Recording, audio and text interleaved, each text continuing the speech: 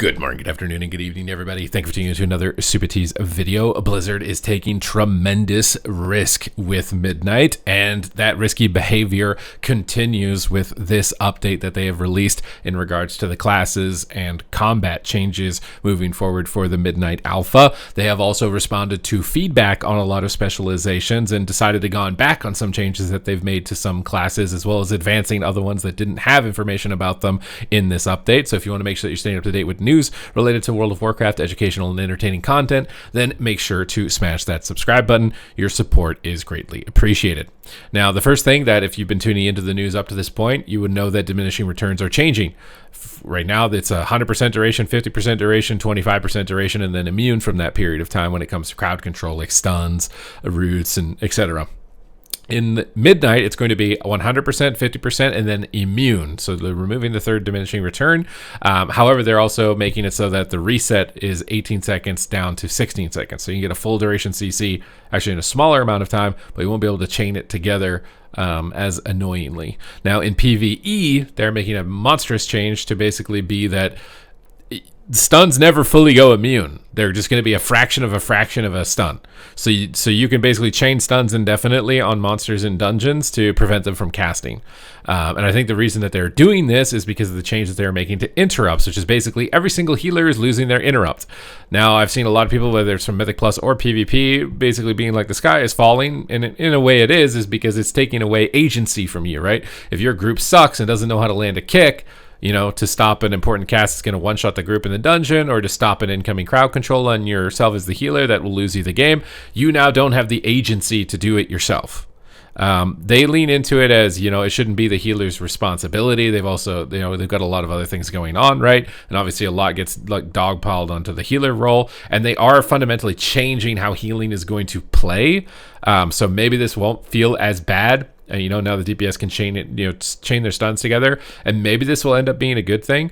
But the initial feedback has definitely been that you're losing agency on not being able to control those specific instances, right? Everybody gets to feel like a Disc Priest does in PvE. Although in PvP, I think having things like Shadow Word Death are actually really good at stopping crowd control. In some cases, better than having an interrupt, unless the crowd control is obviously immune to the Shadow Word Death mechanic itself. But Resto Shamans will be keeping their wind shear. However, they're bumping it to a 30-second cooldown. So I'm imagining that a lot of casters in PvP are pretty happy about that, because wind shear for a long time has been like very difficult to play against, right? Especially when it's chained with any other interrupts on top of it. So this is, again, a very big gamble. I think the initial concern is that healers lose agency of their groups, and they're probably not going to like that, but it really depends on the tuning and the pacing of the game. If PvP and dungeons are just slower overall, kind of attrition-based healing, you're not going to notice this. But if it's still bursty one-shots and it's critical that you stop 1 millisecond of a cast or you lose, this will end up being really bad. So it really depends on if they can deliver on that experience, which they have said that they're aiming towards, as to whether or not this will end up fundamentally being good or bad. And they have said that, the next phase of testing is going to be implemented. I think phase 4, which is max level content. I'm hoping to jump on that as soon as possible. I'm hoping there's enough people to actually test it, because I think the PvP zone and things like that are going to be out. I actually want to try some dungeons as well, because that's going to be where this actually, comes through. Can they deliver on that? Because there's a big risk if they can't. Also, enemy behavior. With the removal of interrupt capabilities from healers, we're making an effort to change the behavior of the enemies that use spells like Shoot or Frostbolt. We want these enemies to spread their damage more evenly. So again, that's their goal, is to make it not so you're getting one shot. So hopefully it's not going to feel like, oh god, I've lost my kick now and my DPS are clueless and now everyone's going to die, type of deal. So we'll have to wait and see. Again, if they can deliver on that, maybe this ends up being good. I know that at least in PvP, they've taken interrupts away from healers in the past and then brought them back, and healers have always been like, I like having my kick back because then I can stop a polymorph on myself. And now you won't be able to do that, right? For like Paladin, Rebuke, and Mistweaver interrupt type of situation. But this is like Resto Shaman 30-second wind shear is like, we're gonna get compensated with the duration of that kick going up a bit for being a 30-second interrupt, because this is gonna be massively different, right? That's the first one right off the rip there. That's like the biggest one. Then obviously we have all of these class changes. So I wanted to start from the bottom up because I think Warrior is getting some of the most awesome stuff. So Warriors, they've revealed the new hero talents that are available to your specializations, and this one's crazy. It's Demolish applies deep wounds now at its finish, Mortal Strike and Shield Slam crit effects, increase your rend and deep wounds damage by 50% for 8 seconds, and then Demolish's Final Strike grants you 10% haste and increases the critical strike chance of your next Mortal Strike. So you finish the Demolish, applies the bleed, your Mortal Strike crits, and then all your bleeds are ticking really fast and critting really hard. That sounds really fun for Colossus.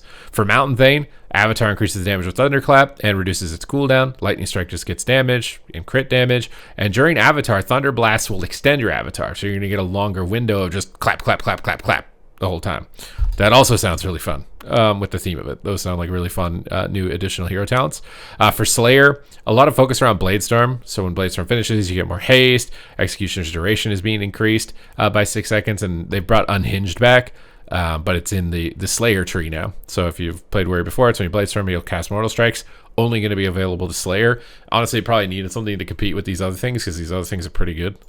But Warrior looks really cool. A lot of focus around Execute, cooldown reduction of Bladestorm, and the Unhinged playstyle will be allocated to that of Slayer. They're giving you more self-healing. They're increasing it by 3% with this talent, and then any healing you do directly to yourself. All healing is 3%, and then any healing you do is additional 10%. So you're getting quite a bit of healing from this. Cooldown of Berserker Rage is being reduced by 50%, and Berserker Rage removes all movement speed impairing effects. So I would assume that includes roots. So you get an additional root break. Now, they did take Avatar away from arms. So I don't know if this is like a compensation for that. Now, Fury Warrior will get this and get Avatar. So we'll have to see. New talent, Javelineer. Stormbolt, Shattering Throw, Wrecking Throw, and Champion Spear apply Hamstring to all enemies. So, for a lot of warriors, they forget to put Hamstring up. There's no slow. You could just stun, go ham, and guess what? There's going to be a slow on the target now. So you're not going to have to worry about warriors not doing that stuff no more. They're just going to get a slow.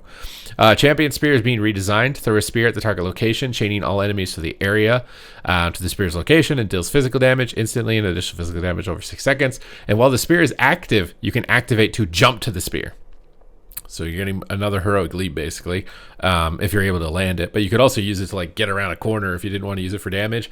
I feel like this ends up probably having more PvP implication than PvE, because I feel like PvE mobility is not a huge thing, especially when it comes to engage. Like you just press charge. I feel like that's not gonna be a huge thing. There, I would have thought that the pinning and gripping targets together would be better for like a PvE type of situation. In PvP though, this is just like an extra gap closer now, on top of being a damage spell. They did a previous iteration where it was like a soft pull, but they said it would be useful, but we don't think it was a success. That's interesting that they didn't think the Gorefiend's Grasp was successful, because I would have thought that would have been really successful in Mythic Plus. But again, in PvP, maybe not. Like this is like the inverse, or this is better for PvP, but not really that great for PvE. I would have thought. Intimidating Shout is also now no longer going to fear targets. Well, it fears them, but they won't. Right now, any target you're not targeting stands still. But now it's just when you fear, they're also going to have their movement speed reduced by 70%. So it's basically it's a choice node with Piercing Howl. So you can have kind of like this big fear moment, but fear probably breaks an AoE damage. So if you really want them snared, you probably want to hope that they're not snared and they run faster away and you don't break it. But in PvE, it's more like a pseudo kind of stun anyways. So I think their goal with this is just that you can use it as a pseudo stun without it aggroing a pack from far away. And it probably doesn't have much implication in PvP. You're probably just going to take Piercing Howl, right? This seems like a dedicated Mythic Plus change. Honed Reflexes has an additional effect. Successfully interrupting an enemy gives you 5% more damage. They got to reward DPS for landing kicks, because you guys are the only ones that have kicks by the end of this at the end of this alpha stage. Battlefield Commander has been updated. Rallying Cry increases the health granted by Rallying Cry by 2%, but they've removed the movement speed and Leech. I thought the movement speed was a big reason people were going to be taking this, and people thought Warrior would get into a group like Raid, right? Because it's like a stampeding roar. So I don't know if this impacts you too negatively, at least in Raid environment. Berserker Shout, radius increased by 100%. Barbaric Training, they're just adding this as an extra talent point to get the same amount of value from it. Thunderclap will now automatically apply rend to 5 targets if you talent into it. That looks like it's just baseline. Crushing Force is a two talent tree now. Talent tree has been updated. Man, Warrior gets so much attention, dude. It gets so much attention. Blood and Thunder. Rend is an iconic Warrior ability. This is the one where I was confused. They're going to let you take Rend, but you can also Thunderclap Rend. It's the TLDR of this paragraph right here. They're removing a bunch of talents: Cacophonous Roar, Concussive Blows, Death Strikes, and Menace. For Fury, Bloodborne no longer requires Bloodthirst to critically strike. All targets hit by Bloodthirst will take additional damage from your bleeds. So there's been a heavy focus on bleeds and rends and a bunch of cool new talents, basically, for Warrior, which all look really awesome. For Warlock, hero talents, Wrath of the Wild Shaper has been renamed to Through the Fellvine. Okay, dude. Through the Grapevine? Are we trying to play? I mean, we're all in our 30s. We all know what that reference is. Thorngrin's Iniquity has been renamed to Alzin's Iniquity. I don't get the reference for that. Seeds of Their Demise now has a chance to grant one Shard Instability. Previously it was Tormented Crescendo. And for classes, several talents that were not yet implemented are now implemented. Infernal Beneficiary now causes Drain Life to heal your primary demon. Okay, so that was like the solely health funnel mechanic with Drain Life. It's going to work now because it wasn't working before. Blight of Weakness now turns into Blight of Exhaustion while Pack of Exhaustion is active. And Blight of Exhaustion will call forth a cloud of Clane Shadow Mist that envelops all targets. So you get AoE snares and AoE weakness and AoE tongues.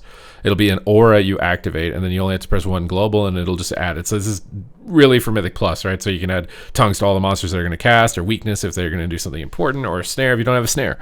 But the aura, I would assume, is an extra keybind. So I'm interested to see how that plays out. For Resto Shaman, they're buffing a bunch of your healing. They're bringing back Unleash Life because they think that they over-pruned it. I think that this is important that they are iterating on the feedback for some specializations because some of them definitely got hit much harder than others. And then also buffing all your throughput. Curious to see where this ends up lying because I haven't been able to do any end game content. I think the only end game content testing must be almost internally done, which I'm sure they've done a lot. So we'll have to see how that ends up playing out. A bunch of baseline talents are going to 2 points, readjusting movement speed and changing around cap totem, nothing major. Ancestors are summoned to Unleash Life instead of Healing Stream Totem through Call of the Ancestors once again. Surging Totem cooldown reduced by 5 seconds. I think that they changed the cooldown of one of these talents as well. It was like a really long cooldown for your Healing Totem, one of your like AoE burst healing totems, and now it's a lower cooldown again, I think. Or maybe it's just his Surging Totem. Split Stream now increases the healing of Healing Tide, so just healing buffs across the board, basically. Subtlety Rogue, they're doing something really weird, because obviously haste is a dead stat for Subtlety Rogue, but Deepening Shadow is being redesigned. Shadow Dance duration is increased by 100% of your haste. And Shadow Dance's cooldown will be reduced by 30 seconds, though, down from 45. And Shadow Dance's duration will be increased to 8, up from 6. Improved Shadow Dance is just flat out removed. We haven't seen like a huge amount. I feel like Rogue is still kind of lagging behind everything else. It's got like a lot of not yet implemented stuff, no hero talents. Seems like a kind of just like a side thing that's going on for it. I don't know what to expect for this. I haven't spent a huge amount of time on Subtlety on this patch to really know if that's enough for you to care about haste. Shadow, you guys just catching strays. You just get 25% damage reduced. I don't know what you did wrong on the internal testing, but like you must be really OP because you got nerfed there. And your Halo also for Archon got nerfed by 75%. You guys are catching nerfs already, bro. The game's not even out yet. Holy Paladins looks like a bunch of buffs for a lot of things, a lot of generation changing. I mean, now they removed Crusader Strike, so let's just see what the developers' notes say because there's a lot that's going on. Our goal for this update is to better define Holy Light's position within Holy Paladin's kit as a high-powered, always available single-target healing nuke that is limited by its mana expenditure. Previously, it had been tied behind too many modifiers that we felt restricted its use too heavily on top of its mana cost and cast time. Additionally, we're continuing to condense Holy Paladin's aura tracking by redesigning Unending Light, removing Power of the Silver Hand, and removing the Blessing of Anshi's aura modifier, and redesigning Shining Righteousness. We've also added tuning knobs to several pieces of the Holy Paladin's kit that are not previously tunable without affecting the baseline power of a spell. We're also experimenting a bit with the Call of the Righteous tuning as we didn't feel it matched our goal, offering a reasonable trade-off for power of reducing the cooldown of Avenging Wrath and adding functionality to Beacon and Savior that rewards healing them directly as well to ensure value is being received in scenarios where the best target to heal is that Beacon target. So interesting. They can tune things now more independently. So basically just making Holy Light feel better, and they buffed a bunch of your healing is what it looks like here. I'm curious to see how that plays out. For Lightsmith, new talents. After casting a Holy Armament, your next 3 abilities cast a lesser armament of the same kind on a nearby ally. AoE armaments. Okay. Divine Toll Holy Armaments activate Hammer and Anvil at 100% effectiveness. And when your Holy Bulwark absorbs damage or your Sacred Weapons deal damage or healing, you have a chance to gain the Grand Crusader or Awakening. Hammer and Anvil's healing effect now has a 30-yard radius up for 20 and a cap of 5 targets. Hammer and Anvil has moved locations. And they've updated the visual of Hammer of Wrath's icon. Oh, Hammer of Wrath! You get visual update on Hammer of Wrath. That's cool. Okay. For Monk, now remember, you guys are losing your kick. I'm curious what they're doing here with Monk. This round of updates for Mistweaver is focused on injecting tuning knobs and gameplay we can utilize to balance out builds between different content. The healing of Gust of Mist reduced by renewing. The healing of Gust of Mist caused by renewing Mist is increased by 50%. Restored Balance has been redesigned. Now increases healing done while Yulon and Shiji are active by 5. Yulon's Whisper's healing has been increased by 100%. Celestial Harmony no longer grants 2 instant cast Enveloping Mist and instead reduces Enveloping Mist cast time by 60%. Ooh, that's really bad. At least in PvP, this is like your big thing, I think. I'm pretty sure. I haven't spent a lot of time in Mistweaver, but I know when you press the T and you get the 2 instant envelopes, it feels really good. So if that's going to be kind of bad. Jade Bond no longer causes Enveloping Mist from Spirit Font's Chi Cocoons. Spirit Font Chi Cocoons now scale their effectiveness. Okay, so a lot of this is like very specific stuff to Mistweaver, and it's going to really depend. I think we're going to have to just play test this to really know. There's too many numbers moving around to know for certain with that. All I know is losing those 2 instant enveloping sounds pretty dangerous. For Monk, Master of Harmony, Harmonic Surge, casting Thunder Focus Tea, Celestial Brewer, Celestial Infusion guarantees that your next 2 casts of Tiger Palm or Vivify will cause a Harmonic Surge, dealing nature damage split between you and the target and other nearby enemies, and healing up to 500 allies. So this sounds like the tethering beams from Paladin. You're getting that. Casting Keg Smash, Rising Sun Kick, or Rushing Wind Kick causes your next Tiger Palm or Vivify to release a Harmonic Surge. New talent Zenith. Brewmaster. Blackout combo increases Tiger Palm damage by 100 or additional 50%, and Keg Smash Brew cooldown reduction by an additional 1 second. Press the advantage's nature damage is increased by 50%, and its cooldown reduction is increased by an additional 0.25 seconds. Ancient Teachings transfers an additional 50% damage to healing. So buffing Ancient Teachings. Stand ready. Weapons of the Wall and Wisdom of the Wall are now activated by Invoke Nizvao and Black Ox. Vision Training hours the cooldown of Invoke. Okay, so just interesting talents. I don't spend a lot of time on Monk, so I don't know how cool that sounds or not, but it sounds like you're getting the Paladin laser beams, basically. Fire is receiving a ton of nerfs, so let's look at Frost really quick. They're just nerfing Ray of Frost. Now causes your next Ice Lance to shatter the maximum number of freezing stacks. Ice Lance is capable of shattering without consuming freezing stacks. Freezing duration increased 15. Comet Storm now replaces Ray of Frost instead of Blizzard. Now, like, Frostbolt's going to become Glacial, and they had Blizzard becoming Comet Storm. Now it's going to be Ray of Frost. I know a lot of people have had some feedback with that about not being too amazing. I don't know if that's better or worse that it's on Blizzard or Ray now. Because now you'll, like, maybe press a Ray, know you're going to get interrupted, and maybe you won't get interrupted because it's just removing all the kicks from the game. It's like, maybe you'll just cast it, it's fine. I feel like that's entirely possible. I want to see Fire, because they said they were going to look at it. The goal with the following changes is to further reduce the baseline power of Ignite while adding some more power to Master of Flame. Additionally, we're making Meteor easier to access to increase its appeal in lower target count scenarios. Additionally, we're adjusting Fired Up to be able to trigger it regardless of combustion to help create more excitement and add more power outside of your burst cooldowns. We've also adjusted the third node to help retain the feel and excitement of combustion and with Fired Up's previous iteration. We appreciate your continued feedback. Conflagration. Fire Blast deals additional damage to up to 8 nearby enemies. See, they got to make everything AoE or it sucks. Burnout. When combustion expires, all your active ignites explode, dealing 50% of their remaining damage. Interesting.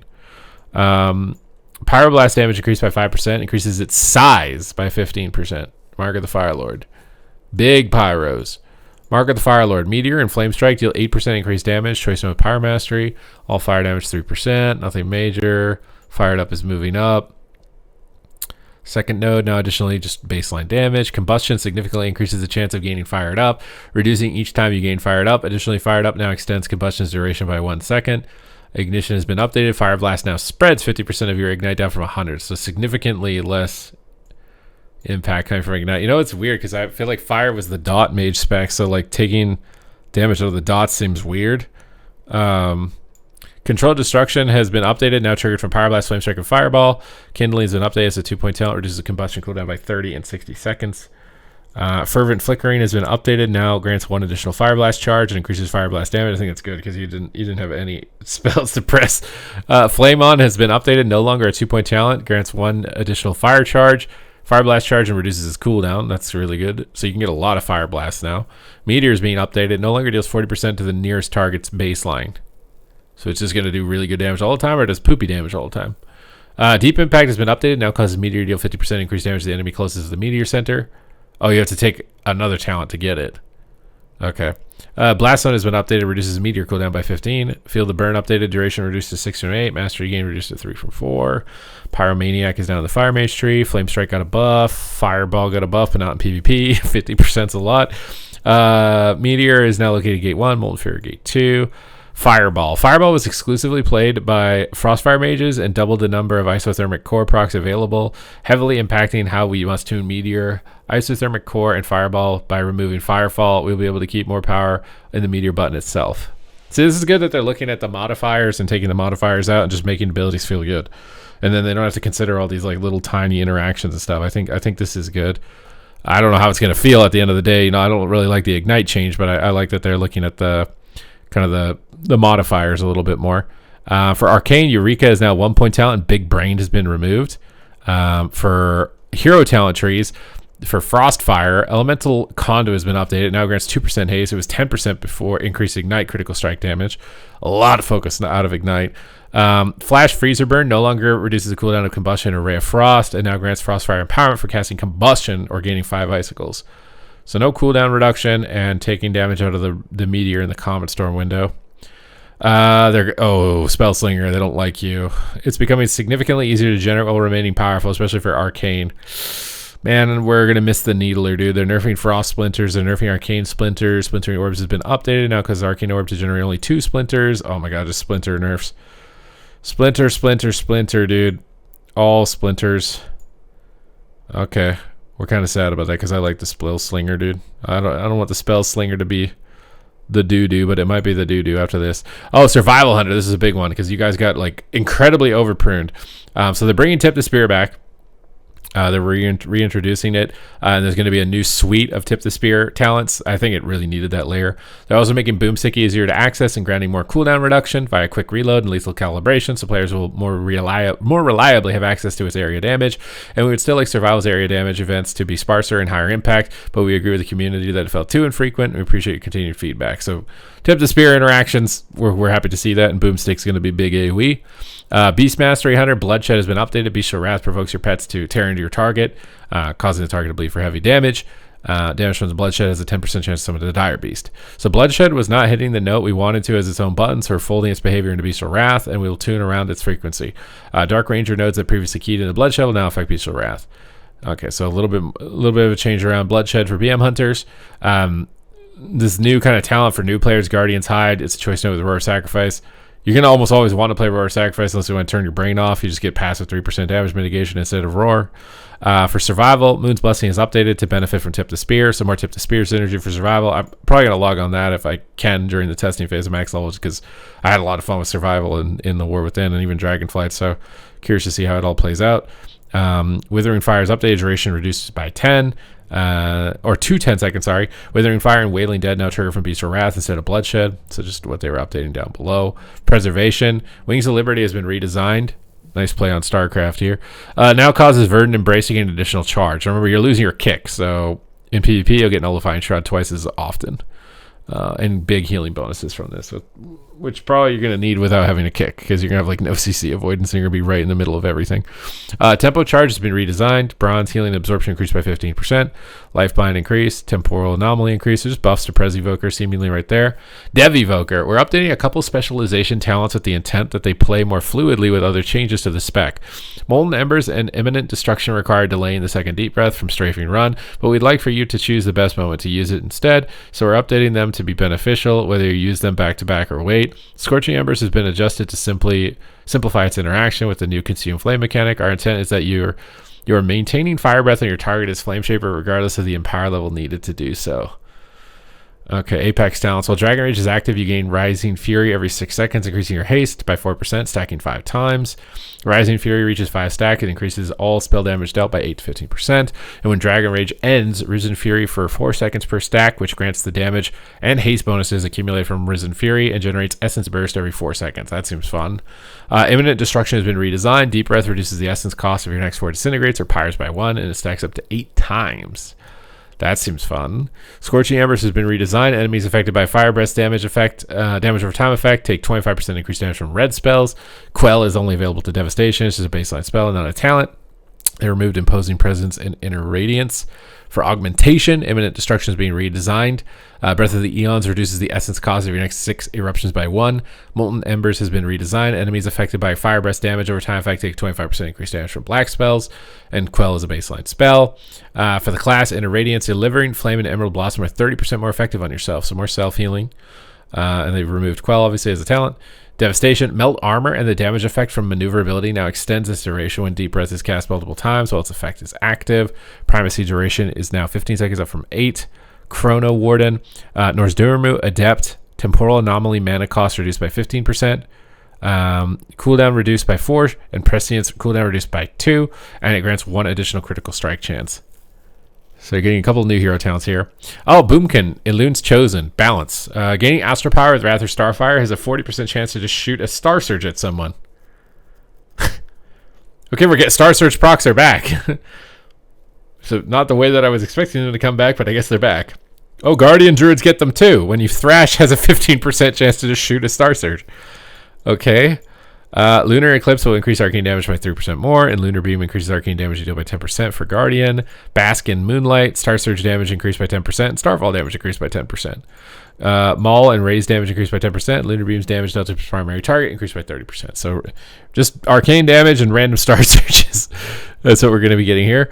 For Guardian, Wild Power Surge now increases the damage of your next Ferocious Bite or Rip by 50%. While its bonus is active. Oh, it's reduced by 200%. Unlucky. Druid of the Claw. New talent. Limb from Limb. Your auto attacks are 30% more likely to make your Ferocious Bite become a Maul or Maul to become Ravage. Oh, that's a lot. New talent. Twin Claw. You have a 16 to 18% chance to follow up any single target melee ability or raise with a Twin Claw, dealing high physical damage and generating 3 energy to 5 rage. New talent, Exacerbating Wounds. Your dreadful wounds increase the damage afflicted enemies take from your bleed damage. So there's more bleed damage. Strike the Heart's been updated. Feral Shred, Swipe, Rake damage increased by 10%. Critical strike chance increased by 8. Guardian Druid Mangle damage increased by 20%, and its critical strike chance increased by 10. Mangle will also heal you for 5% of maximum health. Tear Down the Mighty has been updated. Feral damage dealt by Chomp and Feral Frenzy. Oh, that's a lot. By 20%, that's a lot. Guardian, the cooldown of Sundering Roar is reduced by 15. Claw Rampage is being updated. The chance for various attacks to trigger Ravage reduced to 20 from 25. Ravage is being updated. Your auto attacks are 15% more likely to make your next attack a Ravage. And Empowered Shapeshifting increases the damage and Shred of Swipe by 10% from 6. The Ruthless Aggression Killing Strike's choice has changed position. So it just seems like big buffs and updates, obviously, for Druid of the Claw. Random Star Surges. Havoc Demon Hunters are getting something insane. Internal Hunt. The Hunt empowers your next eye beam, does 100% more damage and affects a wider area, but the Hunt is also going to get 30-second cooldown reduction when you talent this twice, does 30% more damage, and maybe that scales twice depending if you take 2 points in it or not. I don't know if it's 15, they didn't include it. And its damage over time effect will also be AoE. Blade Dance, 20% damage, and if you fully channel an I-Beam, it will reset Blade Dance. So Blade Dance, I-Beam, Blade Dance, you're going. I-Beam is a 10-second cooldown reduction to 30 from 40. Cycle of Hatred now reduces I-Beam's cooldown by 2.5 seconds per stack, down from 5 though, stacking up to 10 from 20. So just passive cooldown reduction over time is being lost, but you're just getting baseline cooldown reduction instead. Some talents have changed positions as well in the talent tree. Devourer Demon Hunters, this is a new spec.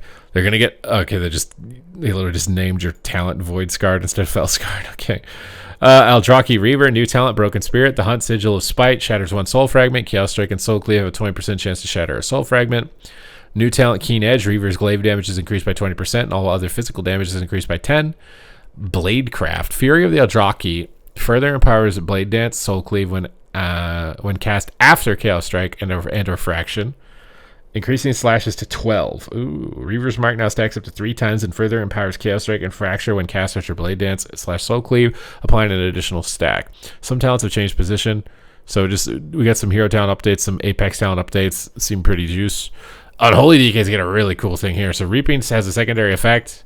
Putrefy has a 25% chance to reset Soul Reaper's cooldown, and you can use it on any target, which is, I think, likely going to feel like Execute procs on Warrior, except you're going to have it on DKs, which I think is really cool. We also have a bunch of new set bonuses here. For Blood Boil does 15% more damage and more runic power. Death Strike is 8% damage, 20% chance to grant a charge of Blood Boil. For Unholy, Redesign, Putrefy deals 20% increased damage and causes your next Scourge Strike to cost no rune. So you get a lot of procs here. Soul Reaper proc, Scourge Strike procs, Devastation Evoker, Azure Sweep damage increased by 50%, and its damage against your primary targets increased by 100%. Eternity Surge grants an additional use of Azure Sweep. Casting Azure Sweep reduces the cooldown of Eternity Surge, so a little bit of cooldown synergy there. Beast of Wrath damage increased by 25%, and Beast of Wrath will summon a Dire Beast for 8 seconds. For Marksman Hunter, Precise Shots damage increased by 20%, and spending Precise Shots has a small chance to release a volley of arrows at your target, dealing damage to nearby enemies. Wildfire Bomb damage increased by 10% for Survival, and Wildfire Bomb provokes an additional strike as 1 at 100% effectiveness. I think it's when you both connect with your pet. Okay. Arcane Charge increases your critical strike chance by 1%. Your critical strike damage of your arcane spells is increased by 10%. Okay, pretty straightforward. Pyroblast Flame Strike, 8% more damage. Casting Pyroblast or Flame Strike reduces the cooldown of Fire Blast by 0.5. Okay, that's an important one, because right now it felt like you just run out of instant spells really fast. So maybe you're still going to have a decent amount of instant spells. This is one of the things where like they want to take a big risk on something and change it massively, but then the initial response is almost always going to be like, no, don't do that. I like things the way they are. And then maybe they're not even going to end up doing anything risky. Flurry and Blizzard, 8% more damage. Fingers of Frost increases shatter damage. Nothing major here. Benediction has a high chance to summon a Divine Image, and Divine Image lasts for an additional 3 seconds longer, and its healing and damage is increased by 30%. I wonder if that applies to the talent one, or if this is just only to this. Stormkeeper will increase haste by 15%, and Stormkeeper grants an additional charge when cast. So Stormkeeper increases Lightning Bolt and Chain Lightning damage by 25%. So you can get multiple Stormkeepers, and you can get the haste from it. This seems good.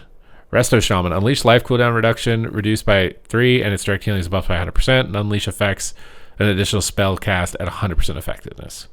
So just some interesting, powerful set bonuses. Obviously, the Void Storm, Slayer, Rise, PP Zone, max level 90. I hope that we can boost to level 90, because I don't want to manually level there. I'm sorry. Like, I don't want to do it. So hopefully we'll be able to get there, and we can test everything that's currently available, like, which is likely what I'll be doing tomorrow. So make sure to smash the subscribe button. Your support is greatly appreciated. Hope you guys enjoyed the update, and I will see you in the next one.